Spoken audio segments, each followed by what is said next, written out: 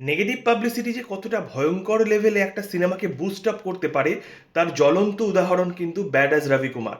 সিনেমাটা রিলিজ করছে আজ, কিন্তু ইতিমধ্যেই ন্যাশনাল চেনসে অর্থাৎ পিভিআর, সিনেপলিস এবং আইনক্সে তরফে একটা আপডেট পাওয়া গেছে যে প্রথম দিনে কালেকশন হতে চলেছে প্রায় 5 থেকে 6 কোটি টাকা।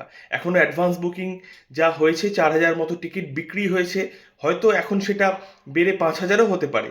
শুধু তাই নয়, প্রথম দিন যদি 5 থেকে 6 কোটি টাকা কালেকশন হয়ে থাকে, তো সেটা হিমেশ রেশমিয়ার কেরিয়ারের মধ্যে অন্যতম সেরা হতে চলেছে। কারণ এর আগে ইভেন তার প্রাইম টাইমে তেরা সুরুর হোক, আপকা সুরুর হোক ইত্যাদি কার্ডস, যে সমস্ত সিনেমাগুলো রিলিজ করেছিল 2.5 থেকে 3 কোটি, 2.5 এর মধ্যেই কিন্তু ঘোরাফেরা করেছিল। কোনো সিনেমার কিন্তু ফার্স্ট ডে কালেকশন এত হয়নি যেটা ব্যাড অ্যাজ রবি কুমারের ক্ষেত্রে হতে চলেছে।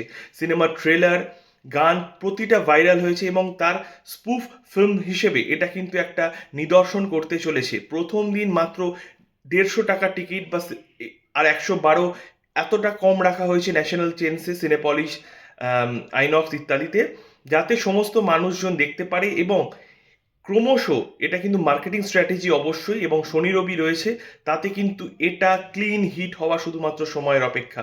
বাজেট 20 কোটি টাকা ইতিমধ্যে স্যাটেলাইটস আর ইত্যাদি ইত্যাদিতে সমস্ত কিছু টাকা উঠে এসছে।